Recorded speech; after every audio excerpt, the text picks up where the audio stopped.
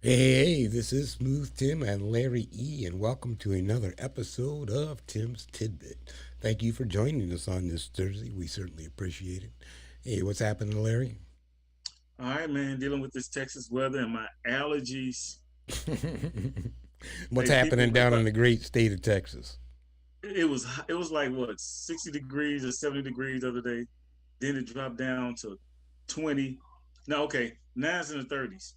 It's raining. It's gonna be 23 tomorrow. So now we got a whole it's power my outage.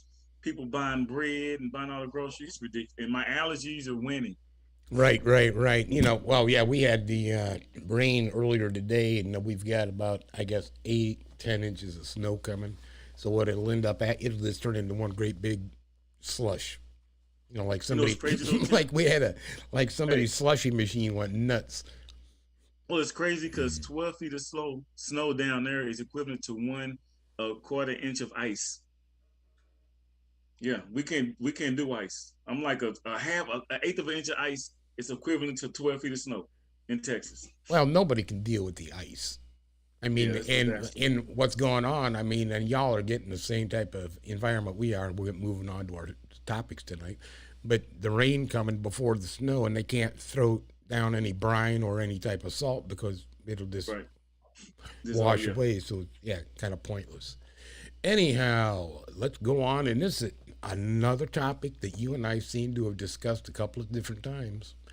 Is what's going on with Putin and Ukraine border, and also let us not forget, our buddy over there in North Korea, Kim Jong Un, and what's going on with him. And I had popped a couple of quick videos in. Let's take a. And first off, you do know that Putin finally responded. Let's go to Putin first. Actually, Okay. to the military getting moved in to NATO alliance countries such as Germany and Poland and the such that are kind of surrounding this. So, I basically the U.S. showing their alliance to the NATO nations and basically what's happening, there. So Right. let me pop that in there real quick. Here we go.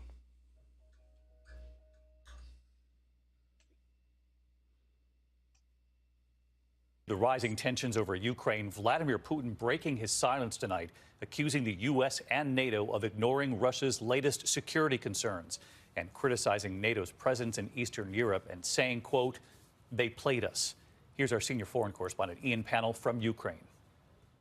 Tonight, as more U.S. military aid arrives in Ukraine, Russian President Vladimir Putin accusing America and the West of ignoring its security concerns. The Russian leader saying the response to their three key demands, especially the expansion of NATO eastwards, is inadequate. Putin complaining they said one thing and did another. As the people say, they played us, simply lied. The US rejecting this, calling these concerns an attempt to bully Ukraine. Ukraine's defense minister tweeting about the new military supplies. 6th bird from our friends from the US. 84 tons of ammunition arrived. Earlier, Secretary of State Blinken speaking with Russian Foreign Minister Lavrov, saying it was time for Russia to start withdrawing its troops from the border. No breakthrough, but the two agreeing to talk again. The door to diplomacy remains open. We don't know what decision President Putin will make while we've seen the buildup of troops on the border. David, for now, the diplomacy seems very much alive with more talks planned. That's the good news. The less good is that the fundamental differences remain, as do those Russian troops on the borders. And soon, some more will arrive for these large-scale war games in Belarus. So, diplomacy ahead, yes, but also dangers. David? Ian Pannell in Ukraine for us again tonight. Do you think? Well, you know, I think that Putin is upset because now I'm kind of confused because he said you, the United States, is supposed to help and say something to do something. Now, Right, support NATO nations. okay, Yes. but they sent the ammunition to Ukraine. Right. There you go. They're supporting Ukraine. Correct.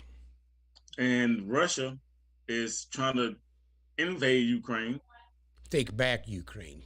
They separated Take back from Ukraine. Yeah. So you got to say the United States is trying to stay neutral as much as possible, but I guess it's not neutral when you send all that ammunition down there to Ukraine. So I think the United States has decided to support the little guy. Absolutely. Well, basically because, you know, the Ukraine's looking, they want to have a democracy, not a dictatorship. Right. You know, they want to be able to have, you know, elected officials in a fair manner. So kind of like what we have here in the United States. Yeah, along that lines, but you know what I'm saying. And because you know what they're doing. You know, they always say if it's blood in the streets, you need to take advantage of it. And right now, the United States knows that they could actually have some control over there. It's probably some resources over there, have people over there, a new ally. And, hey, that's a tactic that you use. You know, if you can't beat them, join them. Or if you need more people on your team, you get the people that you need to build up and then put them on your team, and they'll love you and respect you forever, you know? So that's what they're doing. The United States is smart, you know, and at the end of the day, we got the best army in the world, and we adding to it. Right. I mean, you know, which kind of leads us into, you know, a part two of what we're talking about, you know, is obviously between NATO forces and U.S. forces, we could far outnumber Russia. Right. But if you look on the other side of the pond here from us, and you look at, you know, we still can't forget North Korea. Now, you know, what happens if, you know, you have an alliance that happens between, and they're obviously another communist nation in North Korea. They join alliances with Russia. Makes sense. Now, you know, would they have enough troops? Yeah. But, you know, could they afford to expend those troops to a singular place like, you know, the Ukraine border with, I highly doubt that. Well, I think military-wise, without the weapons of mass destruction and everything, the United States has the best military. I believe that to be true. I believe that to be true. Let's see what history has. Yeah, I want to see what the hell North Korea's pulling. This is interesting. Okay.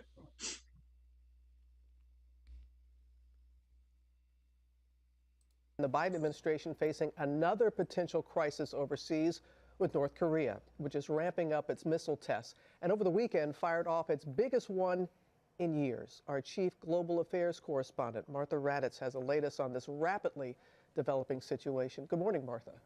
Good morning, Robin. North Korea has launched a series of short-range ballistic missiles over the last month, raising some eyebrows. But this intermediate-range ballistic missile, the most powerful missile it has launched since 2017, got everyone's attention. North Korea releasing these images, they say, show the latest, most provocative missile launch in nearly 5 years. The missile reached an altitude of 1,200 miles and traveled nearly 500 miles before landing in the sea, but could travel much further if launched from a different angle, a potential threat to its neighbors and the U.S. troops from South Korea to Guam. It is provocative. And it is something that we have very, very strongly condemned. But condemnation is not stopping Kim Jong-un. This is the 7th launch in just the last month.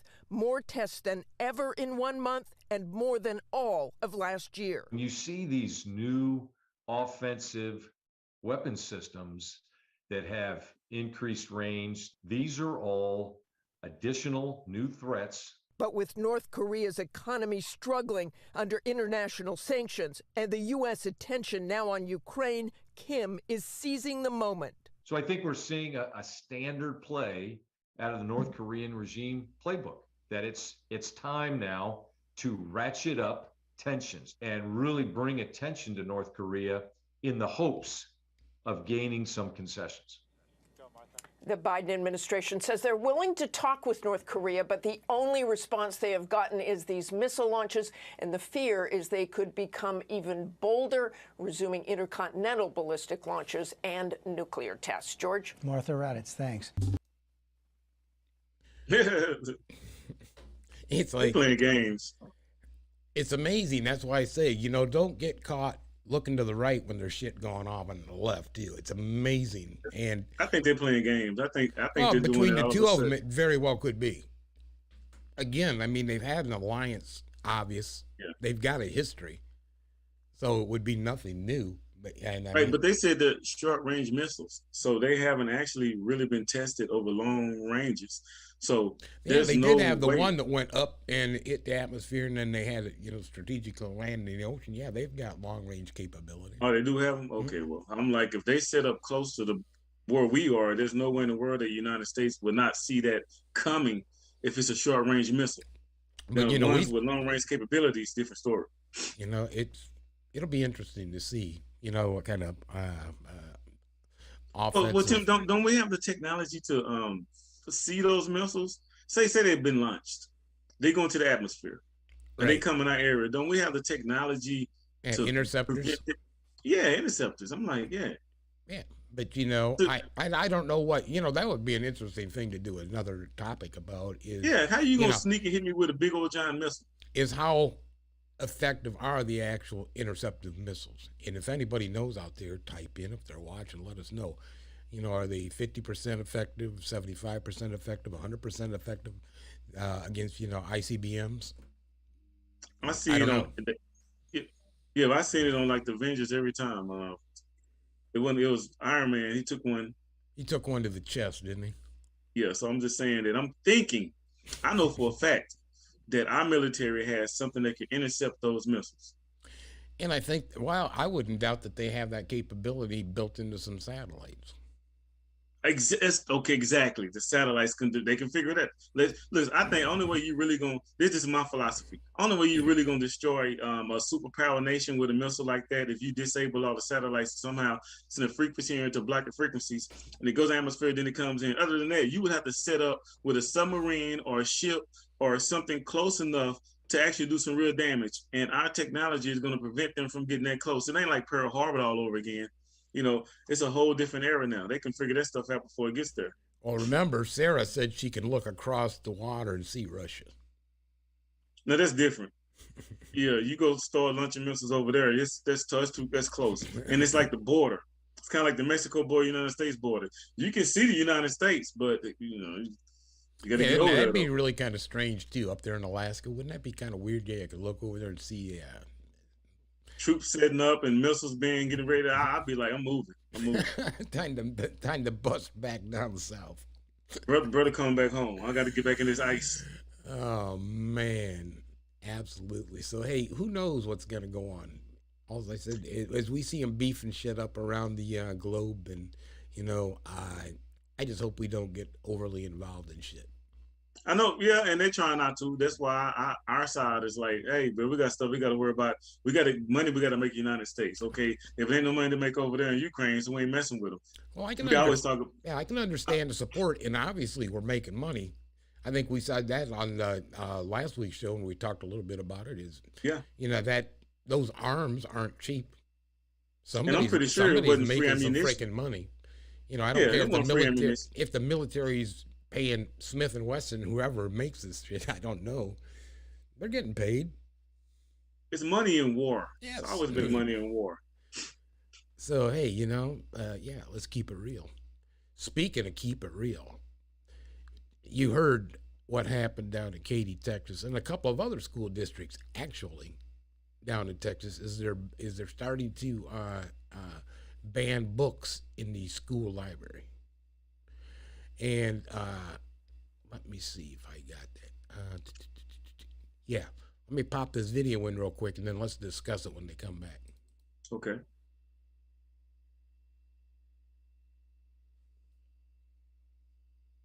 Iris Chang remembers the first time she saw herself in a book. It was The Joy Luck Club by Amy Tan. So it was really compelling to see this accurate portrayal of what my culture looks like and what I, as a person, represent. Iris, who identifies as queer, always loved learning about the world from her hometown of Katy, Texas, until this fall, when her district started banning books. I think students of color and queer students are especially taking this hard. An NBC News investigation found that the Katy Independent School District is one of at least a dozen Texas districts that have removed books about race, gender, and sexual identity after a statewide surge of parent complaints. Why are we sexualizing our precious children? Record requests to nearly 100 Texas districts found that during the first 4 months of this school year, parents made at least 75 formal complaints, compared to only one filed during the same period last year. It's about a whole array of books, and it's about LGBTQ students in particular, or students of color in particular. Retired librarian Carolyn Foote says she's never seen anything like this. One Katy parent even asked the district to remove a biography of Michelle Obama, arguing the book promotes reverse racism. The district denied the request. Texas Governor Greg Abbott called for criminal charges against staff who provide kids with pornographic books. Do librarians feel safe in their jobs right now? In some cases, librarians are being asked to do things that really are against their code of ethics, and that makes them fearful to speak up. One of the banned books Carolyn loves is George Johnson's memoir about their Black queer childhood, which includes a brief passage about sexual abuse George experienced as a child. In January, Katy schools declared it not appropriate for any level. They can remove our books, but they can't remove our stories. What do you make of the fact that people have used the words pornographic and vulgar? They don't want their students reading about queer people. My book is not being put out there to excite students about sex. This is what boys like to do. At a November school board meeting, a Katy parent read from George's book. I don't want to spend my money on this filth, and it's in our libraries. Mary Ellen Cuzella has 3 kids in Katy schools and helped organize moms on this issue. What we're talking about is vulgarity that is inappropriate for any child. I don't care what your ideology is, and your child is precious and needs to be guarded. More than half of the books that Katy has removed as a result of all of this have main characters who are LGBTQ. Are people supposed to believe that's just a coincidence? No, I don't think so. I think they should read the books themselves. Katy schools declined NBC News' request for an interview. Iris, a member of her school's speech and debate team, is no stranger to speaking her mind. I honestly think that they want to keep their children in this protected bubble in which the only opinions they really hear are the ones that they themselves represent. And she feels too many adults aren't listening. Antonia Hilton, NBC News, Katy, Texas. It's interesting. Interesting. You know, and I can understand having some concerns about, and kind of like when you have concerns about sending your child to a movie, for instance. You may not, as a junior high school, want your kids going to R-rated movies. Fine, I'm with that. Maybe you could look at it in that aspect. But I look at it, you want to start banning books. You know, you've banned the Pledge of Allegiance. You've already did that. You've banned the Bible out of the book. I'm out of the schools, you know, and now you're going to tell me what I can and can't read, you know, to enlighten myself, or to have a support mechanism that I'm not the only one out there that is either, you know, going through depression or thinking of suicide, or I might be gay, or whatever the case may be. Yeah. You know, some of those books are a supportive book and letting you know that, you know, you're not necessarily unique, but, you know, how far do you go? Yeah, see, is it just high schools? I think they said all the high schools had those books, or am I correct? Yes, at this particular point. Okay. I can understand that you don't want to promote.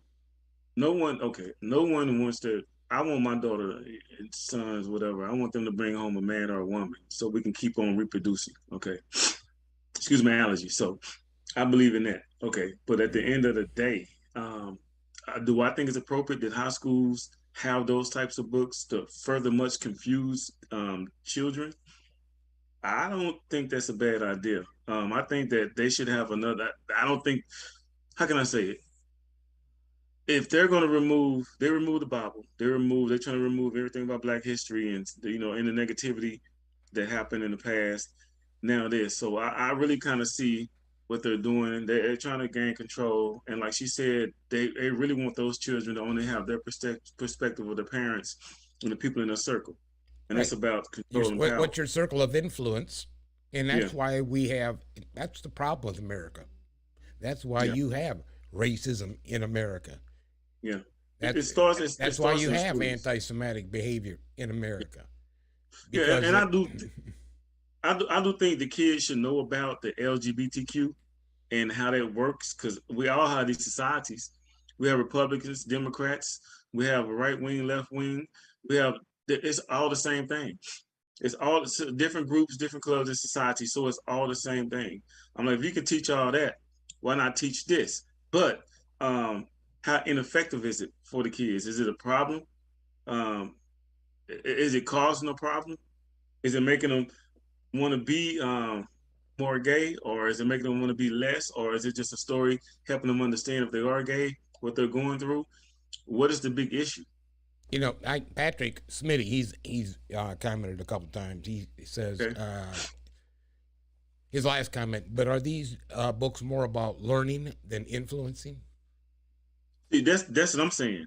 If you influencing a child, because they don't really develop totally till they're 25 years old, a kid's brain, and when they totally develop, or you influence them to be part of that, or educating them if they already are part of that, the ins and outs, the goods, the bads. You know what I'm saying? What's the purpose of the book? Is it just to have something on the shelf of variety? I'm like, what's the purpose of the book? We know the purpose of the history books and the math books and the science books. We know the purpose of every other book that they teach. A lot of that stuff is math is math, but all those other books, 50-50. Man, okay, let's go math and science. Yeah, but it is also history. It is also history, especially when you look at, let's take that Michelle Obama book, for instance. Yeah, why would you do that? I'm like, they don't want to teach history. That is history. I mean, and as you touched upon, you know, they don't want to, you know, talk about, you know, anything that happened in the past. You know, let's forget about, you know, how we treated the Black people and the reparations and all this stuff. Don't forget about it. How they treated all the slaves that got here before African slaves. You know, so But yeah. what about Susan B. Anthony and the women's rights to vote? They gonna take all those books out? That's what I'm saying. Where do you You know what I'm saying? where do you draw the line? You know, where do you draw the line? Do you make it age appropriate? And I still think, you know, there's a lot of people mature enough to digest that information without taking it wrong. There may be two people that are too young to really understand the topic or the true depth of the book and what they're trying to convey. Right. Yeah. And I guess, and I can say the parents are saying they're recruiting my children to be part of LGBTQ. At the end of the day, it's about decisions. Now, if you're a high schooler student in Katy, they look like pretty sharp kids. That's a pretty high up there school. So you got some sharp kids there. They know right and wrong, good and bad. And at the end, you don't just wake up the next day and say, I'm going to be gay. No. You just don't do that. You just don't say, I'm going to be gay today. You know, So I know book. we grew up, I mean, you had to. I grew up with dudes. I knew they were See, I just didn't know what different. it was. Yeah. They were just different. And I mean, it wasn't a big deal. I didn't know. I knew, but I'm from the country. I'm from Waco, Maryland. So we knew, but we didn't know because it's kind of like Katie. Nobody talked about it. What we knew was saying, why you act like that? He don't never want to have a girlfriend, but we just didn't know what it was. He likes hanging out with the fellas. That's all right. Yeah, you know, hey, you know. But now it's wide open. Yeah, just don't veer left to center. I mean, it will be cool. Yeah, I'm like, if you're gonna take out all, you need to take out Susan B. Anthony. You need to take out any other book pertaining to history whatsoever, and just have math and science and economics and law and stuff like that in school. Forget about it, and they can go to the library and get their books. But you know what is? I'll tell you what. What is amazing, and let's get right back to Texas. And our ex-POTUS, you know, was down there, and he gave a nice speech. And take a listen to what he had to say when he was down there last week.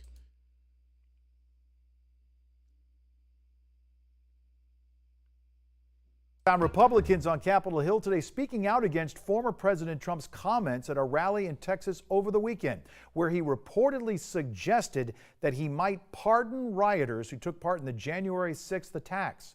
He also seemed to make a startling admission of what he was hoping to accomplish that day. ABC's Ike Ajachi in Washington with more. Today, an apparent stunning admission by former President Trump. In a press release, Donald Trump stating that he wanted former Vice President Mike Pence to overturn the election. Several congressional and state investigations into the former president are underway. In New York, an investigation for possible financial misconduct by the Trump Organization. And in Atlanta and on the federal level, probes into possible election-related crimes stemming from his efforts to overturn the 2020 election. Over the weekend, Trump speaking to his supporters in Texas, calling on them to rally in major cities around the country if prosecutors in D.C., Georgia, or New York take action against him. The same kind of call to action that critics say led to the deadly January 6th attack. I hope we are going to have in this country the biggest protest we have ever had in Washington, D.C., in New York, in Atlanta. Trump saying if he runs and wins in the next presidential election, he'll consider offering pardons to some of the people convicted of storming the Capitol, claiming they've been treated unfairly. ABC News reporting more than 700 people have been charged with crimes related to the attack, with at least 40 other individuals charged with conspiracy. Republicans on Capitol Hill trying to distance themselves from Trump's words. No, I don't want to send any signal that it was okay to defile the Capitol. GOP Senator Susan Collins, who voted to convict Trump for inciting the Capitol attack during his second impeachment trial, not completely ruling out supporting a Trump presidential run in 2024. Well, certainly it's not likely, given the many other qualified candidates that we have that have expressed interest in running. So it's very unlikely. The House committee investigating the January 6th attack on the Capitol is continuing its investigation, now subpoenaing 14 people they say tried to falsely declare themselves state electors for Trump in 7 battleground states he lost. The DOJ also announcing they're conducting a criminal review of the matter. Ike Ajachi, ABC News, Washington. Yeah.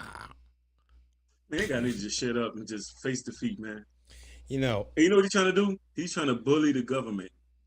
That's what he's doing. He's saying it's going to be the biggest rally we ever had. We saw the first rally. You know, that's why he keeps saying that the election was stolen because he thought he had it in his pocket.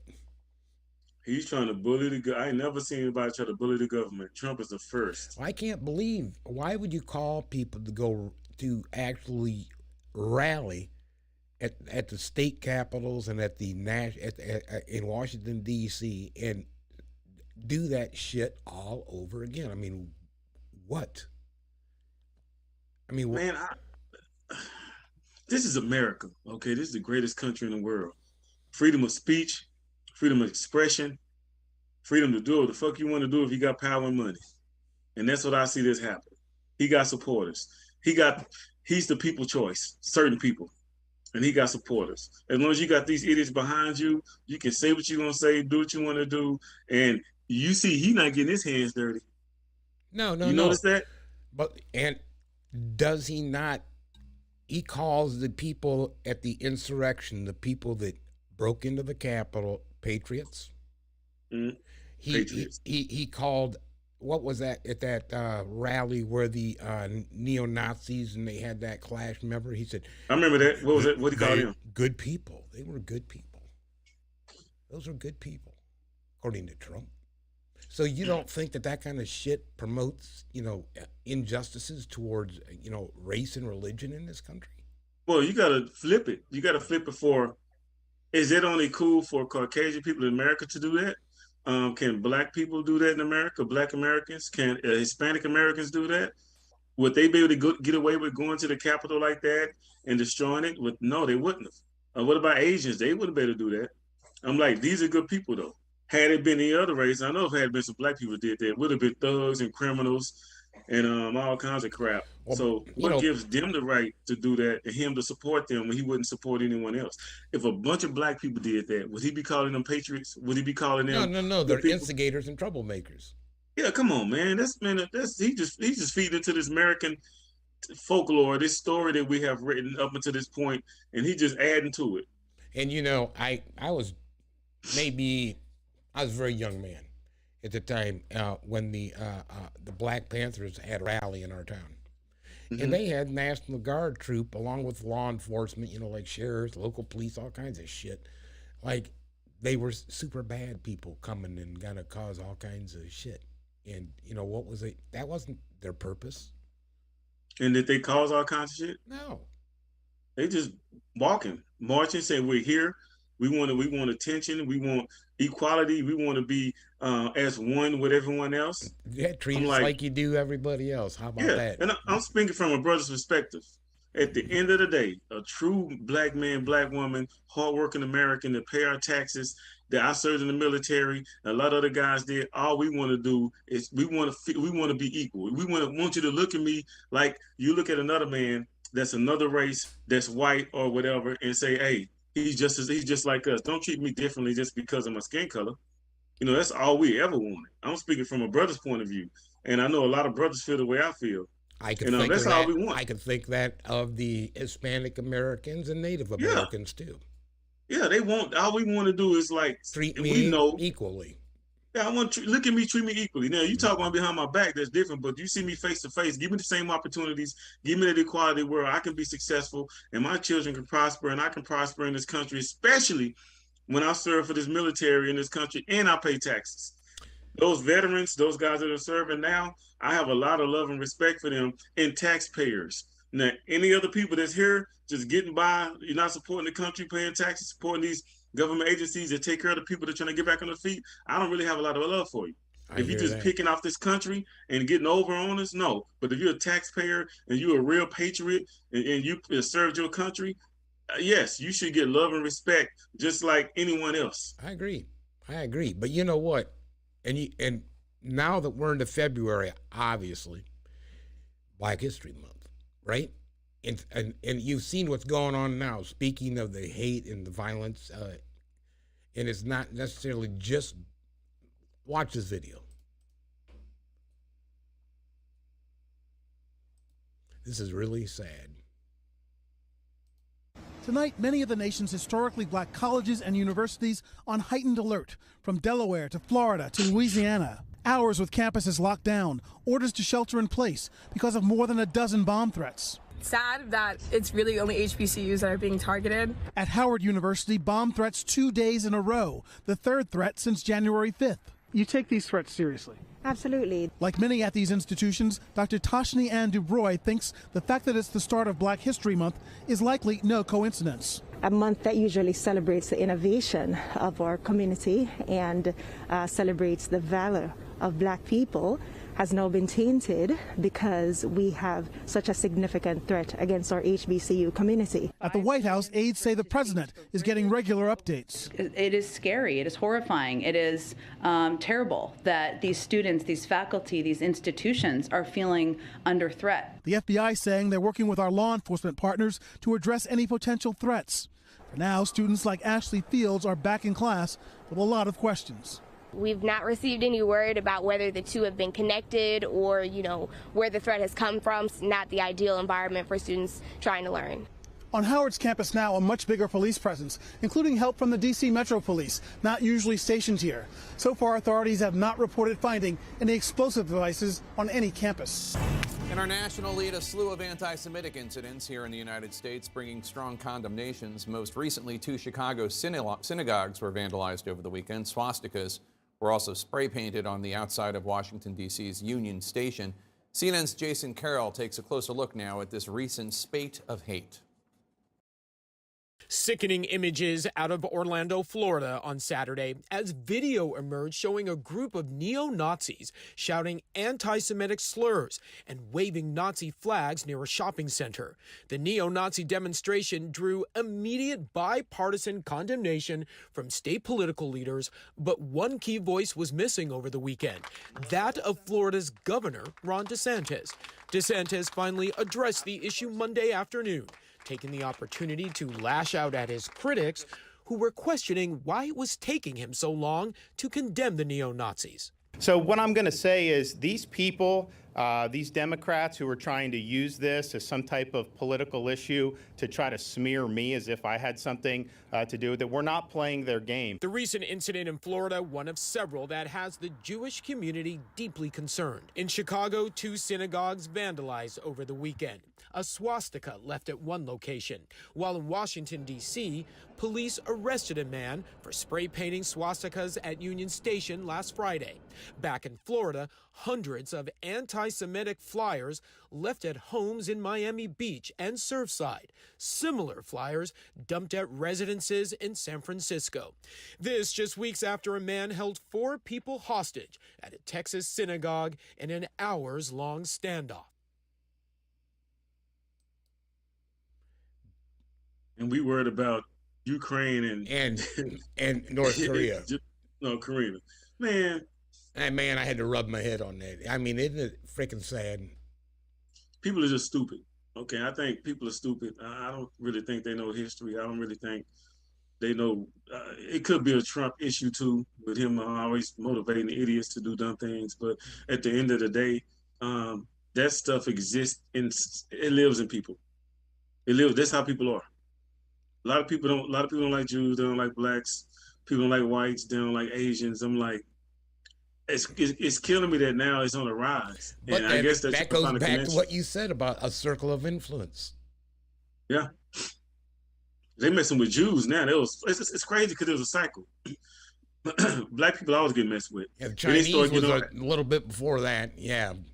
And it was Asians. Yeah. And then who else? Who else got messed with? They left Indians alone. They didn't do enough to Indians already. Indians for a while. No, they're done messing with them for a minute. They mess with Jews now. So, I guess I look at it this way. I guess everybody else got to get theirs too. That's why I have to tell her I'm a mutt. You just lie about it. No, I speak a little Spanish. I mean, let's be real. Most white people are mutts. Yeah, because they come to America and they mingle. Hey, I don't know if I'm German, if I'm Dutch, if I'm English, if I'm Irish, or who the fuck knows? Who cares? Yeah, when they start messing with brothers real hard, I know Spanish, a little Spanish, so I start, hey, yo entiendo, yo no Mexico, yo Jose, yo no sé, yo no sé. You know what I'm saying? I get Spanish on. They walk by me. Okay, leave me on. He's just a dark complected stupid Mexican. Hispanic. Black as hell. And string him up. Hey, yo, string him up. I don't know. No say. Oh, he's Mexican. Hey, you know what? And I know we're going to try to wrap up a little bit early, but I wanted to have a little thing, and this is something I hope we can do every show, is have a nomination for Asshole of the Week. Ooh. So you got some good ones this week. Oh yeah, this week. So so we actually do have a winner. We do have a winner, and let's see who that may be. The fact that he's willing to make a promise at the outset that it must be a black woman, I got to say that's offensive. Right. You know, black women are what, 6% of the U.S. population? He's saying to 94% of Americans, I don't give a damn about you. You are ineligible. And he's also saying it's actually an insult to black women. If he came and said, I'm going to put the best jurist on the court, and he looked at a number of people and he ended up nominating a black woman, he could credibly say, okay, I'm nominating the person who's most qualified. He's not even pretending to say that. He's saying, if you're a white guy, tough luck. The Democrats are so casually racist. But when Biden starts out by saying he has a quota system, he diminishes the achievements of those African-American women. The more our judges reflect our nation's vibrancy and rich diversity, the more effectively they will be able to administer equal justice. I intend to have the Senate move quickly so we can fulfill our constitutional duty to advise and consent and ultimately confirm the president's pick. The president makes a nomination. That's his privilege. And I won't have any comment until I see who he nominates.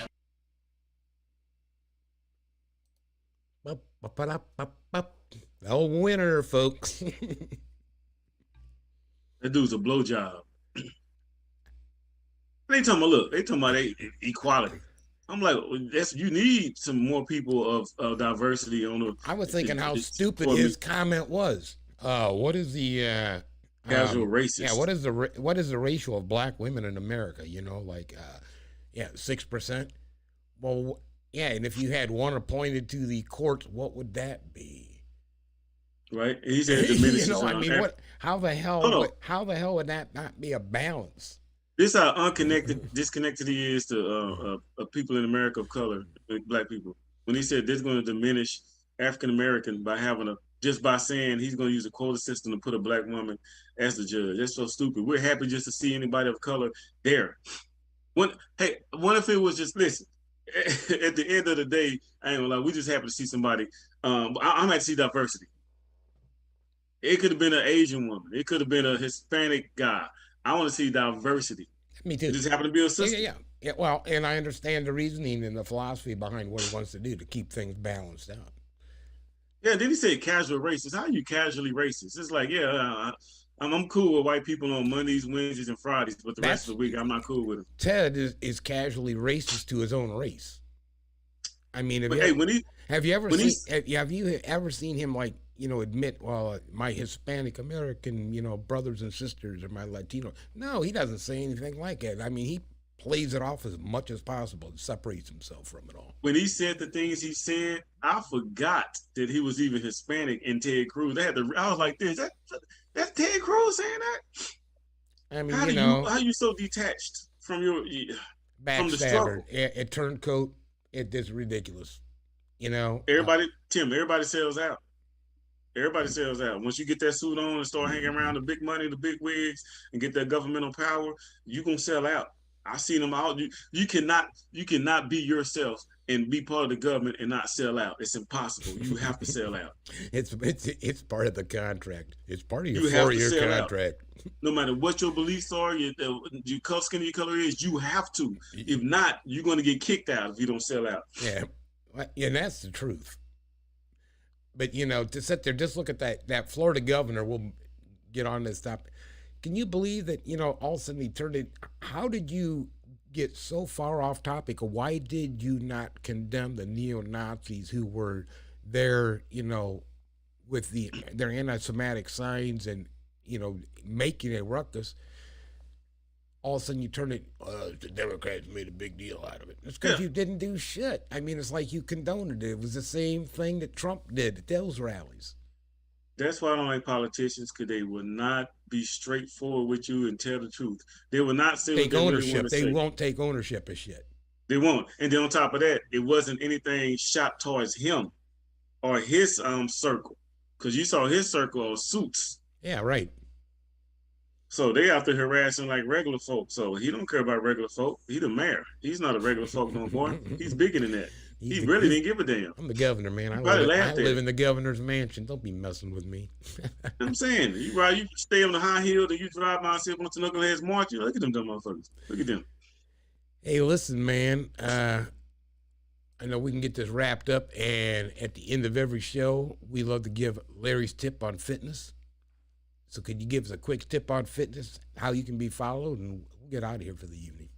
All right, check this out. Follow me on Facebook, LRE Fitness, and let's stick with that for right now. I'm working on reviving my social media stuff. So just look at me on Facebook, LRE Fitness Solutions. You'll see me everything on there. So we're sticking with that, but I'll come back with more information next week. But the tip of the week is people.